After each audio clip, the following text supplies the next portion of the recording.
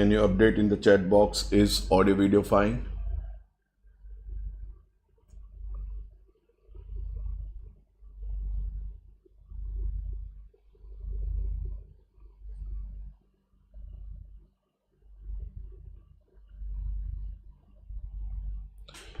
So beta, let's start with the segment of ENT.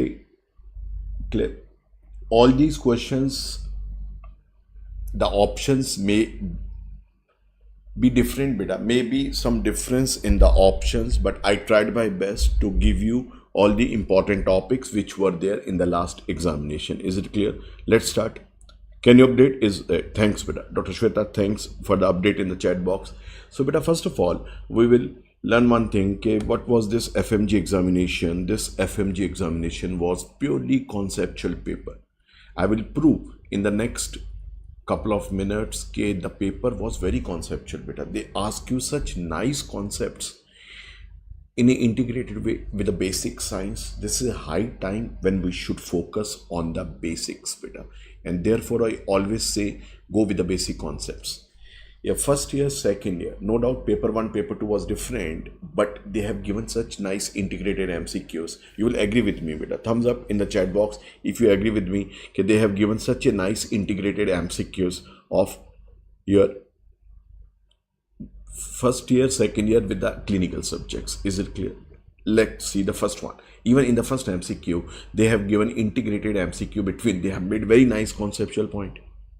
But the basic point is, the basic logic is we have to apply our basic science. Our basic science should be very strong. So all the students who are listening to me for the next examination, just be prepared with our basic first year, second year should be very strong. Is it clear?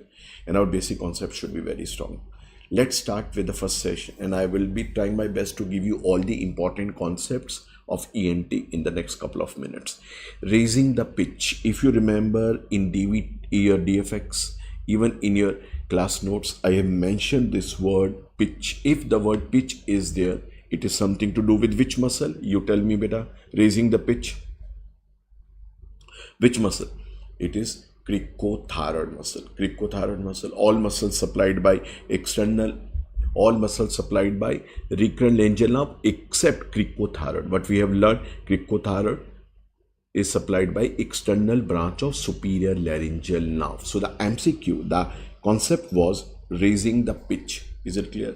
Again, this was a PYQ. In the last session, they have asked you this question. Can you update all the students? Audio video fine now beta, everything is fine. So the answer which is going in the favor of external laryngeal nerve. On this nerve supply, if you remember even in the DFX, I have highlighted this point. Expect 2 MCQs on the nerve supply of larynx. All muscles supplied by recurrent except cricothyroid, and all are adductor except, you tell me beta, posterior cricoarachnoid. Posterior cricoarachnoid is a abductor. This is something what we have learned.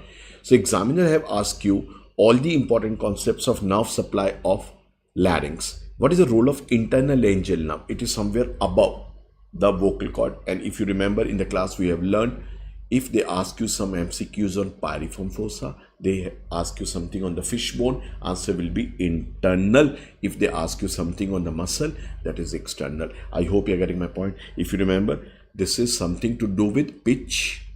This is something to do with fishbone. Yes, do you agree with me? Is it clear? So answer in this MCQ was external laryngeal nerve. Even they have asked you the other question, which nerve is commonly injured in your piriform fossa? Answer will be internal laryngeal nerve. Now what is the importance of glossopharyngeal nerve? In the next examination, they can ask you the MCQ on referred otalgia beta. So what is this known as? Dissection of the choices. They can ask you, they can give you typical history, patient having a known case of tumor, base of tongue, patient suffering from tonsillitis, patient suffering from Eagle syndrome, that is long styloid process, or tonsil, or any tumor in the oropharynx, which now is responsible for referred otalgia. So right answer will be your 9th nerve, that is your glossopharyngeal. I hope you are getting my point. Is it clear?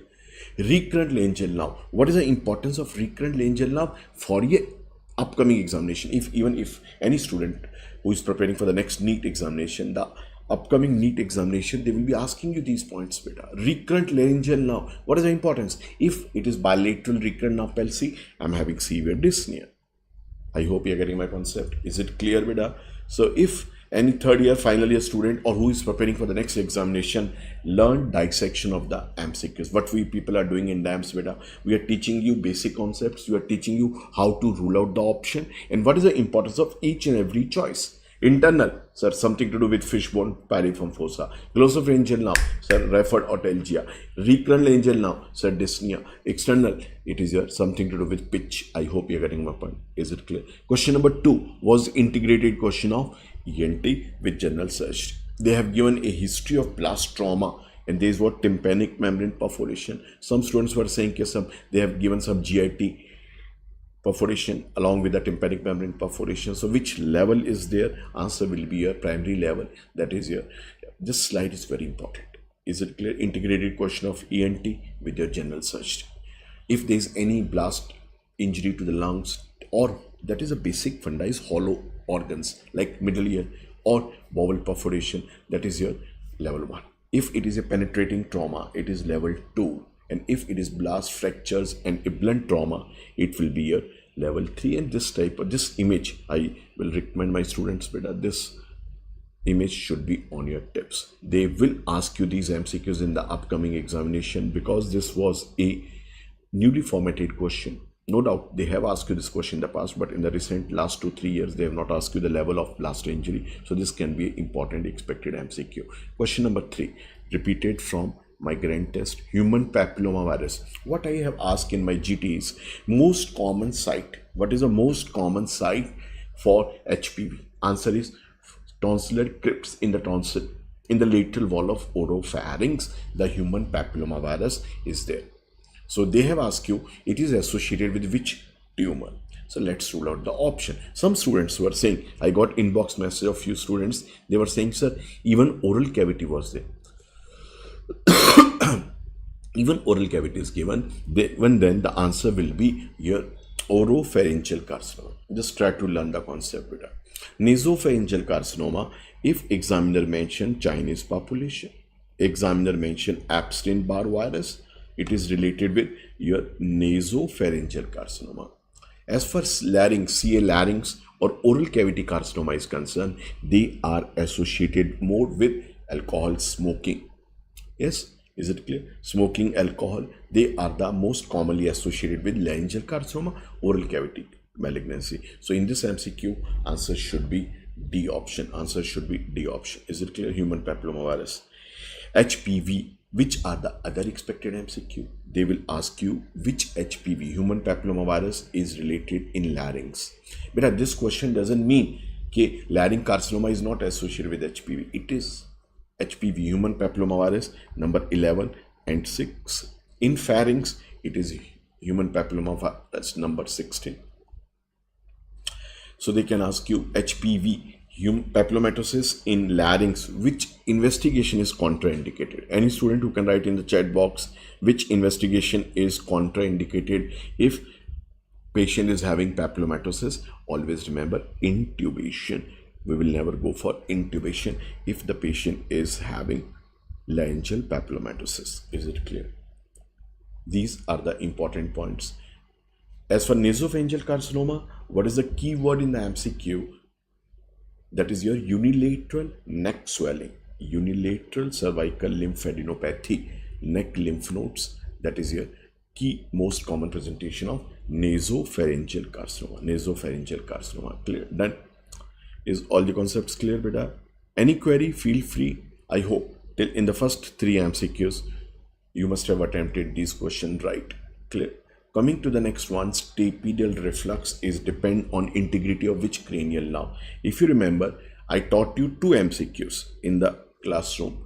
Which decibel, at which decibel stapedial reflux is seen? That was 70 decibel. It is a protective reflux to a loud sound. When the loud sound comes, the sound going via external ear to middle ear to cochlea, via 8 nerve, they are going to the brain. Which center of the brain? Any student who can write in the chat box. I have taught you in the classroom as well as DFX which landmark in auditory pathway is responsible for stapler reflux. Superior olivary complex. Superior olivary, O, alphabet O, olivary complex. It gives signal to your motor nucleus. Which motor nucleus? Of facial nerve. If you remember the pathway we have learned, and this facial nerve gives signal to stapedius muscle to contract and stop the transmission of sound. It means which nerve is responsible here? Efferent fiber will be facial nerve. And in the MCQ, I don't know the actual choices, but in the MCQ, if they ask you the afferent fiber, that will be your 8th nerve. Efferent fiber will be your facial nerve. Is it clear? Facial nerve. Done. Next, tympanometry. MCQ tympanometry. Which type of tympanogram is seen? Same image in the FMG class test. I have given you one MCQ in my class test where I have asked you to identify the tympanogram, and we have revised in the thumbs up in the chat box. Beta, we have revised this tympanogram multiple times in the classroom. Yes, beta, thumbs up in the chat box. If it is not, this is normal. If they show you something hypermobile, we will label it as AD. If they show you something small graph, it is S for small graph, AS, that is hypomobile. Mnemonic, I have given you small graph S. Otherwise, it is hypomobile seen in. You tell me. Let's do the practice. What we have learned, delta P0, when the delta P equal pressure, maximum movement is there. That is normal tympanogram. That is alphabet A. Alphabet A. Now, if they show you something like this, we should label it as AD graph. AD graph, na beta? AD graph. And if they show you something like this, it is AS. Now, AD graph is seen in. Where is AD graph? Ossicular damage, or there is a thin tympanic membrane. And in which condition you will be appreciating AS graph? AS, autosclerosis, autofibrosis, tympanosclerosis, tympanofibrosis, when the tympanic membrane is thick, is not moving, less hypomobile. If examiners show you this type of graph, this is known as flat tympanogram or B tympanogram. Is it clear? And if the graph is shifted on the x-axis, that we go in the favor of C tympanogram. If graph is shifted on the x-axis, C, which is seen in ET tube dysfunction. Is it clear? This is what we have studied. So they have asked you which graph is seen in autosclerosis. That is your AS graph. Direct hit from the class test. Is it clear? Coming to the next one. This year they have asked you 3 to 4. I think the students giving me the feedback from serous otitis media.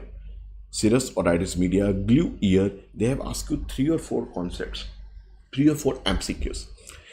Child with recurrent respiratory infection, mouth breathing, decreased hearing, hypertrophy of adenoid was documented. On tympanometry, which graph will be there? So whenever there is a extra fluid, this is your flat tympanogram. If you remember in the last FMG, the question was, they have given you history of fluid in the middle ear. They have shown you the flat tympanogram and they ask you the treatment of choice. If you remember that MCQ.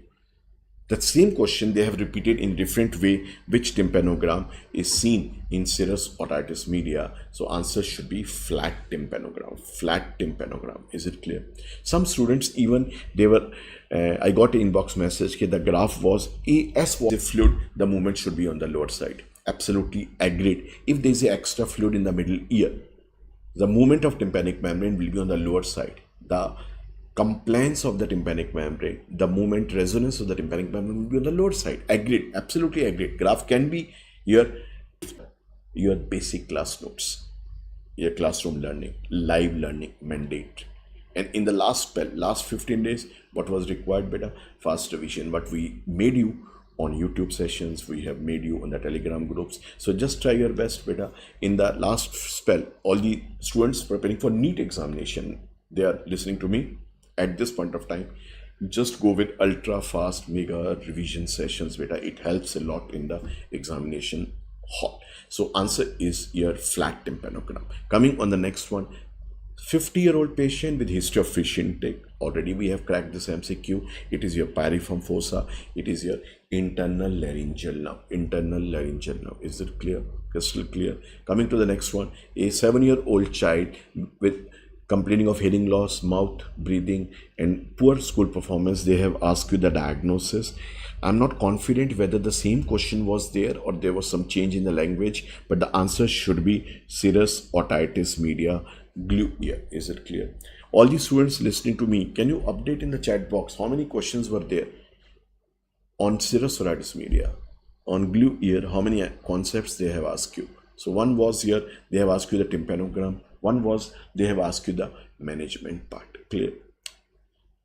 And one MCQ they have asked you on the type of deafness. I think few students were telling me they have asked, I have added that MCQ. Coming to the next one, which of the following subunit is associated with inspiratory dyspnea? Do you remember that slide I have shown you? Supraglottic, inspiratory, glottic, subglottic, biphasic, lower respiratory tract, expiratory. And I have highlighted this point. Okay, this is a important integrated MCQ for ENT with medicine. So they have asked you inspiratory dyspnea, that is your supraglottis, laryngomalacia, any aryepiglottic cyst, epiglottitis, all they have inspiratory dyspnea. They have inspiratory dyspnea is one of the easiest question. Glottic, they have biphasic dyspnea with change in voices there. Change in voices there. But in subglottic area, there's only biphasic dyspnea. Is it clear? And trachea, the lower respiratory tract, there we are having expiratory dyspnea. We are having expiratory dyspnea. Clear? Crystal clear.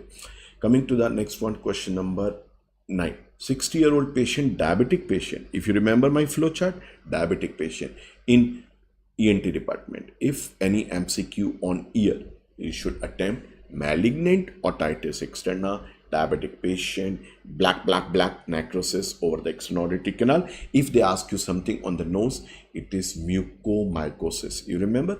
So answer will be here, mucormycosis. In the MCQ, if they would have mentioned pearly white mass, I will go for polyps. If they have mentioned, if they have shown you some image of HRCT where they have shown you sinusitis, homogeneous soft tissue density, they will be going in the favor of rhinosinusitis. And if they have shown you heterogeneous double density or peanut butter like mucus in the word in the MCQ, it is allergic fungal rhinosinusitis. Answer here will be your mucormycosis.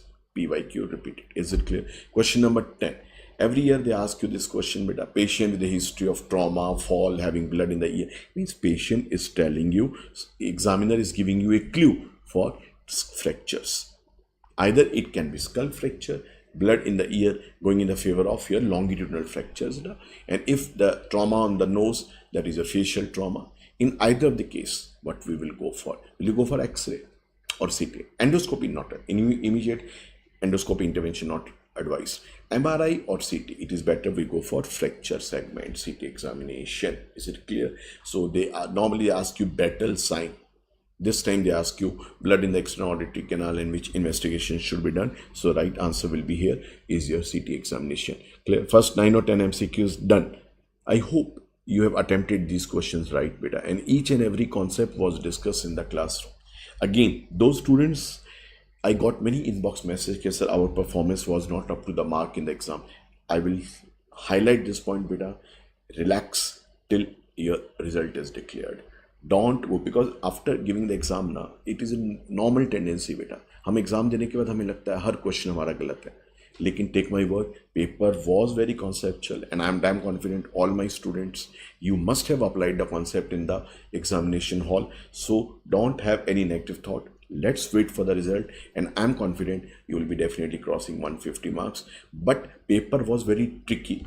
Because it was tricky, you have discussed few questions and few questions are coming wrong. So never have some negative, you can say, thought about your upcoming result exam. Clear? So better just wait for a few days. Once the result will be there, then will be decide accordingly. Clear?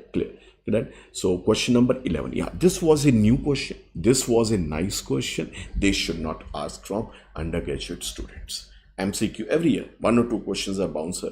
This was unseen at board. But if you have concentrated on the line diagram we have done, lateral wall of the nose. There is inferior turbinate, middle turbinate, superior turbinate. And if you remember, I have taught you in the middle turbinate, there is a bony partition. This bony partition is known as uncinate bone. Even if you remember this line diagram now, you can manage to crack this question.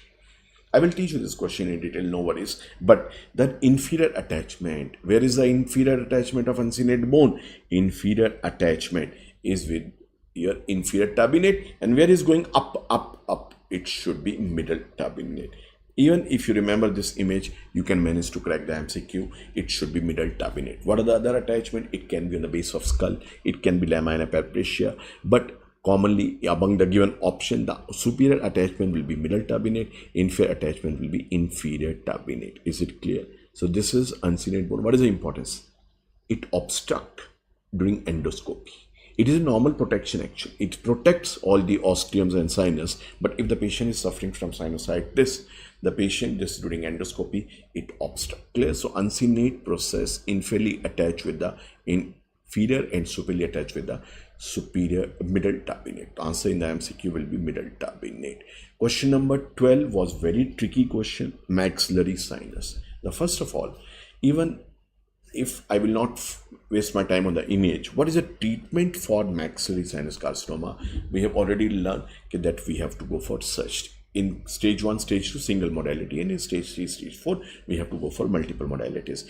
Examiner is giving you a clue. You remember we have learned 2 classification, Ogden's classification, Ladderman classification.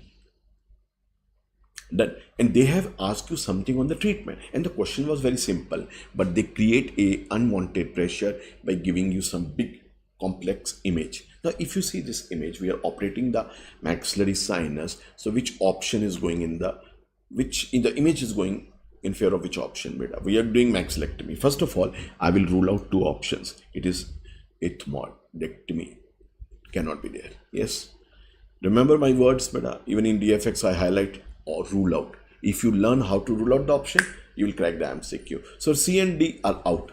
Either it is total maxillectomy or partial. So if you see the image, the patient, carcinoma patient, we always prefer total. So answer will be going in the favor of total. This was something I say logical question. I will not rate it as a difficult MCQ. Question number 13, next MCQ. Again, one of the easy question. Respiratory distress, patient cannot be intubated.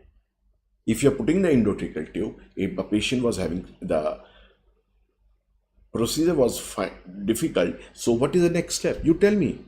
It means even the bronchoscopy or LMA, that is a mask airway, or nasopharyngeal airway, all will be difficult, will not be possible. So what is the other option? So if the patient is in respiratory distress and cannot be intubated, we have 2 options. Either I can go for tracheostomy, or if you can't go for immediate tracheostomy, because you are not having the tube or you are not having those, the best option, needle insertion, we can puncture cricothyroid membrane. The answer should be your D option here, cricothyrotomy. Is it clear? Because your intubation was difficult, here I will choose the next procedure to puncture the cricothyroid membrane. Answer should be D option. Clear? Crystal clear?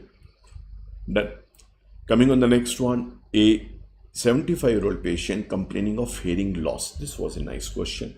First of all, the first MCQ, 75-year-old. If you have revised my pure tone audiometry multiple times, you will directly attempt presbycusis. Old age hearing loss, it should be going in the favor of presbycusis. Why? You rule out acoustic neuroma, sir, CP angle tumor, ice cone appearance, Antony classification, or rollover phenomena. None of the word is mentioned. I make you revise multiple times in the classroom. So this cannot be there. Presbycusis, otosclerosis, pregnant female, not mentioned. 20 to 30 age, not mentioned. Otosclerosis out. Mean years is around 30 to 40 age. Clear? So the age is going in the favor of presbycusis. Clear? Done. Now let's see. Now if you don't know, okay, the age is going in the favor of, you're not aware of this point. Let's read the question. On examination, high frequency. So if you remember my pure tone audiometry rising curve, that is low frequency hearing loss, feature of mean years, low frequency hearing loss, feature of mean years. And if the graph is coming down, down, down, down sloping, that is high frequency hearing loss, presbycusis. This is going in the favor of presbycusis. Even if you don't know this point, next is patient give a history of worsening of the symptom in a noisy surrounding. That is Tullio's phenomena, and we have made a flowchart. Tullio's phenomena is patient feeling uncomfortable in noisy surrounding. Can be two possibilities. Either it can be sensory deafness or it can be fistula. Now fistula is not in the option. So answer is either sensory deafness. Sensory deafness are two options, either Meniere's or presbycusis. I want to choose one, age going in the favor of presbycusis. So answer will be here downsloping graph, that is C. Very good, beta. It was downsloping graph. Answer will be your C option, presbycusis. Done. Clear. Coming on question number 15. Yeah, this was a tricky question. Now, I don't know what was the actual image, but I will dissect this question with you very nicely. Concentrate, listen carefully. CSOM. We have learned all the important abscess. Even in your workbook, I have made you write Bizold abscess. First of all, let's learn on which concept the MCQ is there. Bizold is along sternocleidomastoid. One was Setelli's abscess, that is along digastric muscle. One was Luke's abscess in the external auditory canal. One was behind pinna, post-auricular. This one, this is post-auricular, most common abscess. And even I highlight this one because they will ask you something on the post-auricular because this is most common abscess, most common. Clear? And one is zygomatic abscess.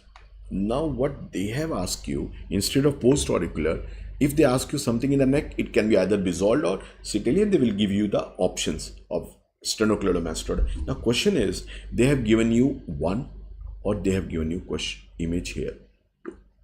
Abscess was at this level or abscess was at number 1. Now listen carefully, beta. If it is zygomatic, because this is, I will say, most controversial MCQ of the paper. Let's crack this question, learn the concept. Every student listening to me, please update in the chat box.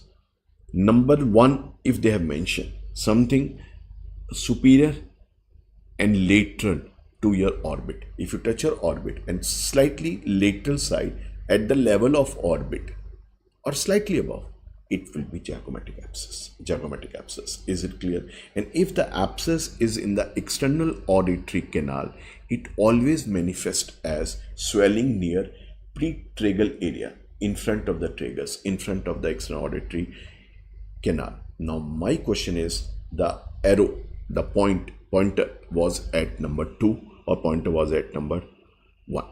Because in the first go, when the exam, after the exam I discussed with the students, many students were saying that arrow was at higher level, it was at number 1. So if it is at this level, answer will be zygomatic abscess. But if the abscess, the arrow was at this level, number 2, it should be Luke's abscess. Now you people tell me, where was the pointer in the examination hall? High probability, if I have discussed this question with all the students, what message I am getting, the arrow was at number 2. More probability they have given you this area abscess, so it should be in the favor of your Luke's abscess.